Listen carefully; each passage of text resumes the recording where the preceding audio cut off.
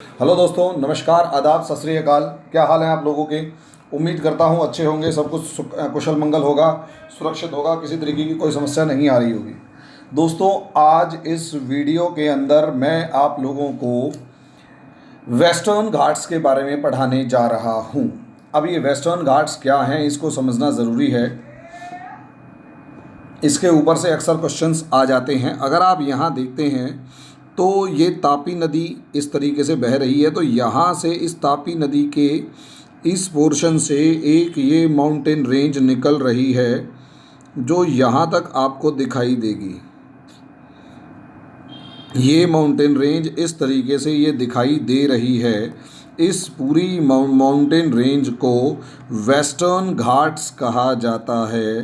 पश्चिमी घाट यानी वेस्टर्न घाट्स कहा जाएगा, और नीचे ये वाले हिल्स को भी कहीं ना कहीं वेस्टर्न घाट्स का ही हिस्सा कभी कहीं मान लिया जाता है और कहीं नहीं मान लिया जाता। लेकिन अगर आप इंडियन सब कॉन्टिनेंट को देखेंगे तो ये पूरा इलाका जो है ये वेस्टर्न घाट्स हैं, और इन वेस्टर्न घाट्स के साथ बाकी पार्ट जो है वो पूरे का पूरा इसके साथ साथ कोस्ट यानी पश्चिमी तट है। वेस्टर्न कोस्ट यानी पश्चिमी तट। ये एक इस तरीके का इलाका होगा जैसे एक प्लेट जो इस तरीके से टेढ़ी हो गई हो, जैसे एक प्लेट टेढ़ी हो गई हो और इधर ये थोड़ा थोड़ा मुहाना बन गया हो या तट बन गया हो। तो ये असलियत में टेढ़ी प्लेट को अगर आप देखेंगे तो ये ढलान आ रही है इस तरीके से। तो इस ढलान को आप देखेंगे, ये जो पूरा पार्ट इस तरीके से आ जाएगा। तो ये जो खड़ा हुआ पार्ट है ये कहलाएगा वेस्टर्न घाट। ये कहलाएंगे वेस्टर्न कोस्ट्स। वेस्टर्न कोस्ट यानी पश्चिमी तट, यानी प्लेन्स ऑफ वेस्टर्न कोट्स होंगे, यानी इसके मैदान। ये बीच में जो है यहाँ ये जो पार्ट है ये क्योंकि प्लेन है, थोड़ी ढलान कम है, तो ये प्लेट्यू है जिसके अंदर डेक्कन प्लेट्यू सबसे मेन है। और यहाँ लास्ट में कुछ छोटी पहाड़ियाँ इस तरीके से हल्की हल्की दिखाई देती हैं, तो ये हो जाएगा ईस्टर्न घाट। और इस ईस्टर्न घाट के बाद ये जो पार्ट है इस तरीके वाला ये कहलाएगा plains of eastern Ghats. Plain of eastern Ghats, पूर्वी घाटों के मैदान। तो इस तरीके से ये पार्ट आपका यहाँ पर है। तो आप दोबारा अगर इसे मैदान में देखते हैं तो जो रॉक बनाई ऊंचे वाली वो ये हैं जिनकी हाइट कंपैरेटिवली ज़्यादा है। बीच में यहाँ आप ये पार्ट देखते हो तो ये प्लेट्यू है, ये पूरे का पूरा। और ये आपके पास यहाँ पर ये पहाड़ियाँ नज़र आएंगी आपको। ये हो गई ईस्टर्न घाट्स की हिल्स। ये ईस्टर्न घाट हिल्स, और ये जो है ऊंचाई वाला जो एक दीवार की तरह है खड़ा है और मॉनसून विंड्स तक को मोड़ देता है, ये हो गया वेस्टर्न घाट्स। और इसके बाद नीचे वाले जो प्लेन्स हैं ये यहाँ पर प्लेन्स ऑफ वेस्टर्न घाट्स हो गए। तो दोस्तों इसे समझिए, ये आज ज्योग्राफी के पॉइंट ऑफ व्यू से इम्पॉर्टेंट है, और जब भी किताब पढ़ेंगे तो आपको ये चीज़ें अक्सर दिखाई देंगी। दोस्तों यहाँ तापी नदी इस तरीके से जो बह रही है, तापी रिवर से ये रेंज शुरू होती है कुछ इस तरीके से होते हुए, और ये लास्ट तक इधर तक जाती है। बीच बीच में से कुछ जगह से ये इर्रेगुलर भी है, हल्का फुल्का। ये जो पूरी रेंज है, ये पूरी रेंज जो है ये कहलाएगी वेस्टर्न घाट्स। इस वेस्टर्न घाट्स को ही सहयाद्री भी कहा जाता है। इसी वेस्टर्न घाट्स को सहयाद्री भी कहा जाएगा। गोवा से एक लाइन निकलती है, लैटिट्यूड निकलता है 16 डिग्री नॉर्थ। 16 डिग्री नॉर्थ जो है वो इस वेस्टर्न घाट्स को दो पार्ट्स में डिवाइड करता है। ऊपर वाले को कहा जाता है नॉर्दर्न सह्याद्री और नीचे वाले को कहा जाएगा सदर्न सह्याद्री। नॉर्दर्न सह्याद्री यानी उत्तरी सह्याद्री और सदर्न सह्याद्री यानी दक्षिणी सह्याद्री। इसकी टोटल जो लेंथ वेस्टर्न घाट्स की है वो 1500 किलोमीटर्स के आसपास है। 1500 किलोमीटर्स के आसपास ये पूरी की पूरी लेंथ है, प्रेजेंट है। ये गुजरात से शुरू होती है, गुजरात से होते हुए महाराष्ट्र, फिर गोवा, फिर कर्नाटका तक ये जाती है और कई जगह पर इसमें केरला को भी ऐड कर लिया जाता है, तो ये पूरे कन्याकुमारी तक का काउंट हो जाएगा। लेकिन यहाँ आप बीच में ये पार्ट देखेंगे तो आपको ये थोड़ा डिस्कनेक्ट एक दूसरे से होता हुआ नज़र आएगा, लेकिन फिर भी ये पूरा इलाका इस तरीके से है, ये पूरा इलाका, ये पूरी रेंज इस तरीके से है कि 1500 किलोमीटर की ये रेंज है और कर्नाटका तक इसका एंड मान लिया गया है। और यहाँ इसके जस्ट बाद जो हिल्स हैं जो केरला में पड़ती हैं, इन हिल्स को कहा गया नीलगिरी हिल्स। इस हिल्स को कहा गया नीलगिरी हिल्स। अब आप समझिए, नीलगिरी हिल्स से पहले वेस्टर्न घाट्स के अंदर मेन बात ये है कि नॉर्दर्न सह्याद्री के अंदर महाराष्ट्र में, नॉर्दर्न सह्याद्री के अंदर यहाँ महाराष्ट्र के अंदर इस तरीके से, और ये सदर्न सह्याद्री हो गया। नॉर्दर्न सह्याद्री की एक हाईएस्ट पीक है कालसुबाई। कालसुबाई एक हाईएस्ट पीक है नॉर्दर्न सह्याद्री की। अब इस नॉर्दर्न सह्याद्री की जो हाईएस्ट पीक है, इस कालसुबाई की हाइट है 1646 मीटर्स और ये highest peak of northern Sahyadri है और महाराष्ट्र में है। इसी तरीके से सदर्न सह्याद्री की हाईएस्ट पीक है Kudremukh. Highest peak of northern southern Sahyadri इस कुद्रेमुख 1892 मीटर है और ये highest peak of western Ghats भी है।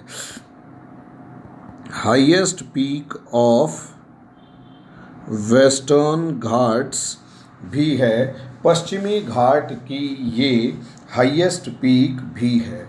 महाबलेश्वर, खंडाला से लेकर जितनी भी महाबलेश्वर, खंडाला वगैरह जो भी आप हिल स्टेशंस के बारे में देखते हैं, वो सारे के सारे हिल स्टेशंस आपको वेस्टर्न घाट्स में दिखाई देंगे। यहाँ एक ख़ास बात और है कि यहीं इसी वेस्टर्न घाट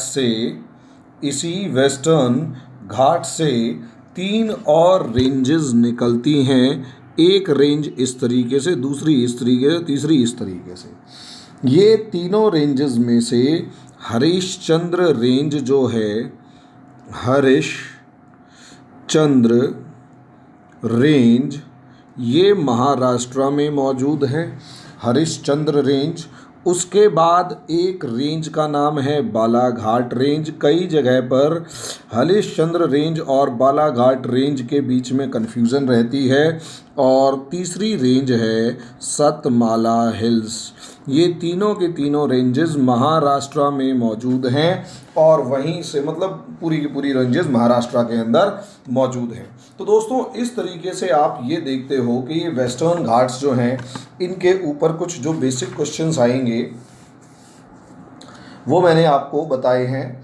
इसके अंदर एक चीज़ और है, एक इसके ऊपर क्वेश्चन आया हुआ है कि एक हाईएस्ट पीक तो जो है, क्या नाम है, कालसुबाई है साउदर्न सह्याद्री की। सेकंड हाईएस्ट पीक के बारे में भी कई बार क्वेश्चन पूछा गया है, तो इसका नाम है Pushpagiri. Pushpagiri is the second highest peak of southern Sahyadri. Southern Sahyadri की जो पीक है उसे कहा गया पुष्पगिरी। इसी तरीके से अगर बच्चों यहाँ दो चीज़ें और हैं, एक सेक्शन और अगर ध्यान से देखा जाए तो यहाँ आपको इस तरीके से इसको और एक्सपैंड करके मैं दिखाऊं तो यहाँ पर आपको अलग अलग हिल्स वगैरह नज़र आनी शुरू हो जाएंगी। यहाँ एक सेक्शन ऐसा है ये जो पार्ट्स हैं ये ईस्टर्न हिल्स वाले हैं, ये ईस्टर्न घाट्स वाले हैं, ये वेस्टर्न घाट्स वाले हैं, और इन दोनों के बीच में यहाँ पर जो हैं ईस्टर्न घाट्स और वेस्टर्न घाट्स को जोड़ने वाली जो माउंटेन रेंजेस हैं उन्हें कहा गया नीलगिरी हिल्स। ये जो है आपका ईस्टर्न घाट्स है, ये आपका वेस्टर्न घाट्स है, और ईस्टर्न घाट्स और वेस्टर्न घाट्स के बीच में जो हिल्स आकर मिली वो कहलाएंगी, क्या नाम है, नीलगिरी हिल्स। इसी तरीके से यहाँ इसके बाद ये जो हिल्स वाला पार्ट है, यहाँ ये दो हिल्स हैं। एक हिल्स जो केरला के अंदर है उन्हें कहा गया अन्नामलाई हिल्स। ये जो हिल्स हैं इन्हें कहा गया पालनी हिल्स। और यहाँ नीचे की तरफ ये जो हिल्स हैं ये कहलाएंगी नागरकोयल हिल्स। और यही नागरकोयल हिल्स कन्याकुमारी तक पहुंचती हैं, और बीच में ये जो हिल्स हैं ये इलायची की पहाड़ियाँ यानी कार्डमम हिल्स कहलाएंगी। इलायची की पहाड़ियाँ यानी कार्डमम हिल्स कहलाएंगी। नीलगिरी हिल्स का जो हाईएस्ट पीक है वो डोडा बेटा है। Dodda Betta is the highest peak of Nilgiri hills, और ये 2623 मीटर्स है, समझे। और ये second highest peak of South India है। Second highest peak of South India है। यहीं अगर आप देखते हैं कि अन्नामलाई हिल्स में एक पीक है जिसका नाम है अनाईमुडी। अन्नामलाई हिल्स की पीक का नाम अनाईमुडी, और ये 2695 मीटर है, और ये highest peak of South India है। ये याद रख लीजिएगा, highest peak of South India Annamalai hills हैं, और ये अन्नामलाई माउंटेन रेंजेस में मौजूद हैं। पालनी हिल्स में आपने ऊटी का नाम सुना होगा, जिसका पूरा नाम है ऊटकमुंड या उदगमंडलम। ऊटकमुंड, ऊटी या ऊटकमुंड या उदगमंडलम, ये जो है ये पालनी हिल्स में मौजूद है। ये पालनी हिल्स में मौजूद है, सॉरी, ये उदगमंडलम ऊटी जो है वो नीलगिरी हिल्स में है, और these are Nilgiri hills. Nilgiri hills में ये ऊटी हो गया। ऊटी नीलगिरी हिल्स के अंदर मौजूद है, और इस नीलगिरी हिल्स में ऊटी या ऊटकमुंड या उदगमंडलम मौजूद है।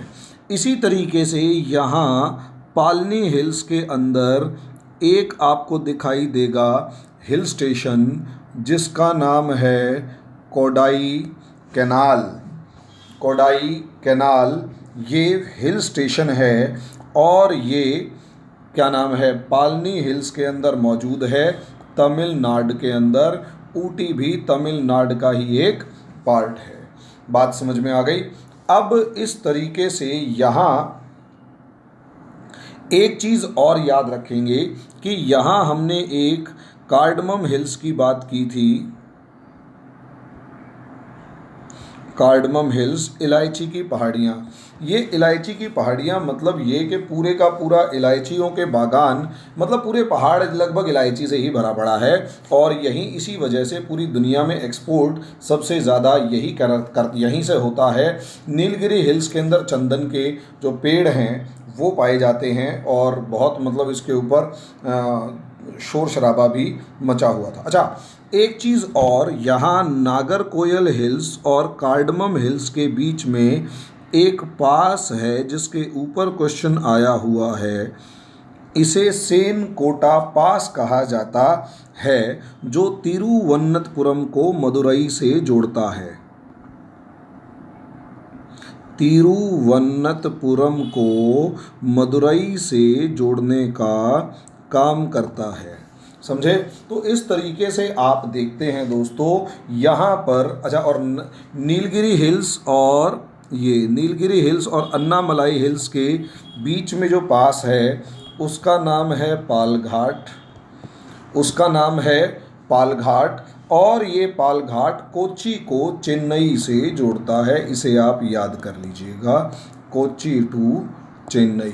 ठीक है, तो दोस्तों इस तरीके से आपकी ये वेस्टर्न घाट्स का एक मेजर पोर्शन कंप्लीट किया है। इसके बाद अगला वीडियो में सदर्न हिल्स या ईस्टर्न घाट माउंटेन्स के बारे में आपको पढ़ाऊंगा और एक स्पेशल वीडियो आपका मैं प्लेट्यूज से रिलेटेड बनाऊंगा। तो दोस्तों इस तरीके से आपका एक मेजर पोर्शन मैं कंप्लीट कर रहा हूं इंडिया का। उसके अंदर हम अभी रिवर सिस्टम, ड्रेनेज सिस्टम भी पढ़ेंगे। स्टे कनेक्टेड और कोशिश कीजिए शेयर वगैरह कर दें, दूसरे लोगों को भी बताएं कि हम जिस तरीके से पढ़ा रहे हैं उससे आपकी पीटी का एक मेजर पोर्शन कंप्लीट हो रहा है।